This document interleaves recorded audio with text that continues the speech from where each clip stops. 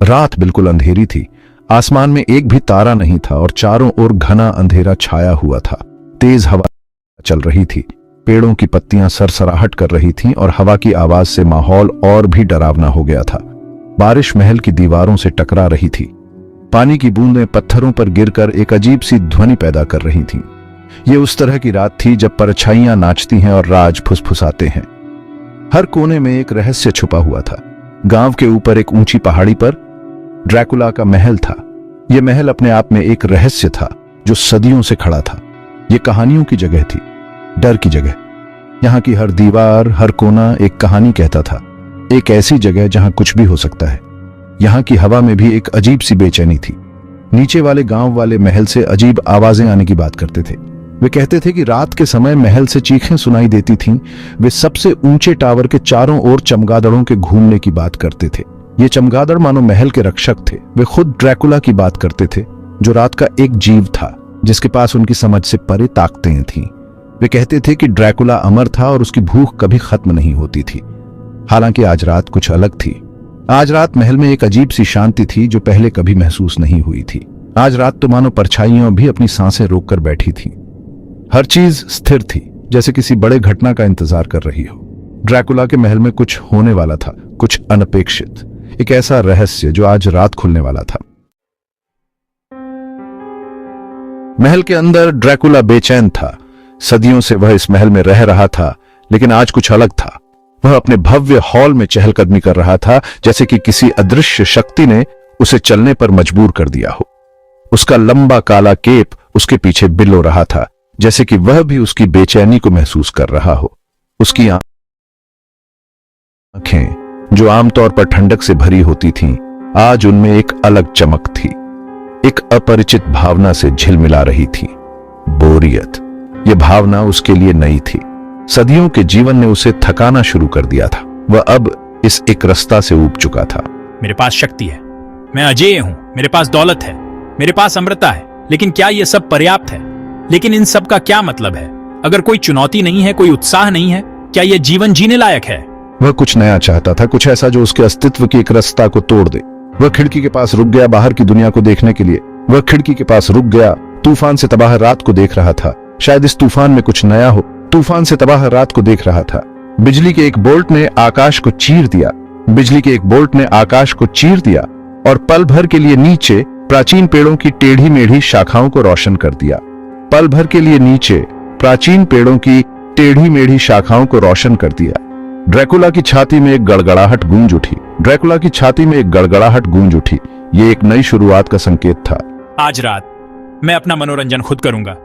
मैं इस एक रास्ता को तोड़ दूंगा। मैं अपना मनोरंजन खुद करूंगा। शायद एक नई कहानी लिखूं या एक नया संगीत रचूं। आज रात कुछ अलग होगा। ड्रैकुला ने अपना हाथ ऊरेज्ड। जैसे ही उसने अपने हाथ को उठाया, एक अजीब सी शक्ति उसके चारों ओर फैल गई। उसकी लंबी पीली उंगलियां नुकीले काले नाखूनों से युक्त थीं। ये नाखून उसकी शक्ति का प्रतीक थे, जो किसी भी सामान्य इंसान से परे थी। उसके चारों ओर की हवा ऊर्जा के साथ चटक गई। यह ऊर्जा उसकी उपस्थिति को और भी भयानक बना रही थी। उसकी कलाई के एक झटके के साथ भव्य चिमनी में आग की लपटें उठने लगीं, जैसे कि उसकी इच्छा से ही आग ने जीवन पा लिया हो। लपटें विशाल पत्थर की चिमनी में ऊपर उठ रही थी। यह दृश्य किसी भी दर्शक को भयभीत कर सकता था। मैं तत्वों को नियंत्रित कर सकता हूं। हवा, पानी, आग और धरती सब मेरे अधीन है।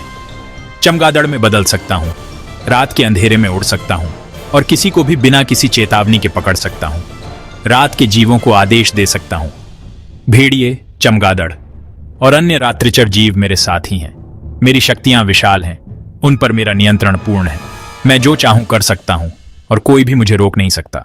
लेकिन इनमें से किसी ने भी उसे अब और खुशी नहीं दी। उसकी शक्तियां अब उसके लिए एक बोझ बन गई थीं। यह सब इतना अनुमानित था। हर दिन वही पुरानी दिनचर्या, वही पुरानी शक्तियां। उसने आह भरी आवाज खाली हॉल से गूंज उठी। यह गूंज उसकी उदासी को और भी गहरा बना रही थी। यहां तक कि डर, जो कभी मनोरंजन का एक स्वादिष्ट स्रोत था, ने भी अपनी अपील खो दी है। अब डर भी उसे उत्साहित नहीं करता। गांव वाले बहुत अनुमान लगाने योग्य हैं। उनकी हरकतें, उनकी प्रतिक्रियाएं, सब कुछ। उनकी प्रतिक्रियाएं हमेशा एक जैसी होती हैं। डर, चीख और फिर भागना। मैं कुछ और चाहता हूं, कुछ अलग, कुछ ऐसा जो मुझे फिर से जीवित महसूस कराए। मानो संकेत पर नीचे आंगन से एक आवाज आई। ड्रैकुला ने सदियों से ऐसी आवाज नहीं सुनी थी, एक ऐसी ध्वनि जो उसके अंधेरे और उबाऊ महल में इतनी अनुपस्थित थी कि वह अपने ट्रैक में रुक गया। हंसी, वास्तविक अनर्गल हंसी।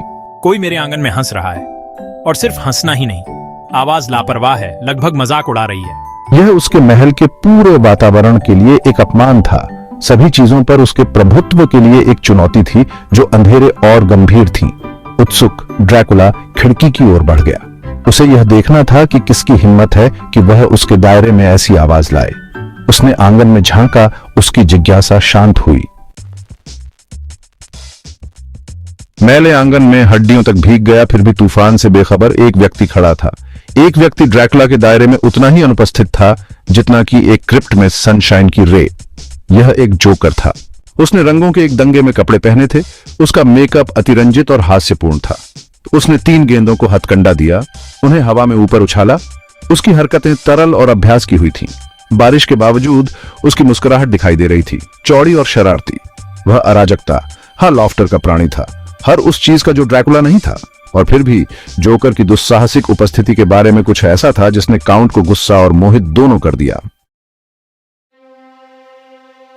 ड्रैकुला अपने टॉवर से नीचे उतरा। उसका काला लबादा उसके पीछे तूफानी बादल की तरह घूम रहा था। वह आंगन में भौतिक हुआ, अंधेरे वैभव का एक व्यक्ति।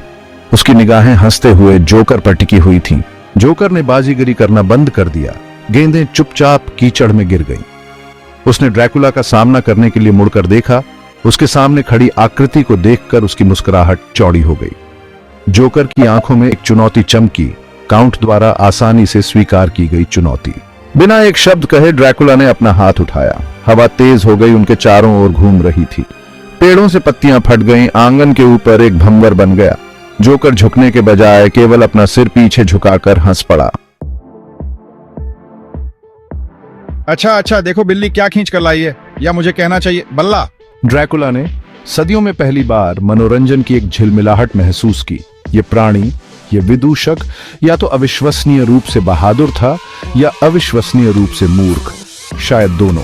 मेरे संग्रह के लिए तुम्हें एक नए गार्गोयल में बदलने से पहले तुम्हारे पास अपनी उपस्थिति समझाने के लिए 5 सेकंड हैं। गार्गोयल तुम कहते हो? कितना पेडेस्ट्रियन। अब उसमें मजा ही क्या है।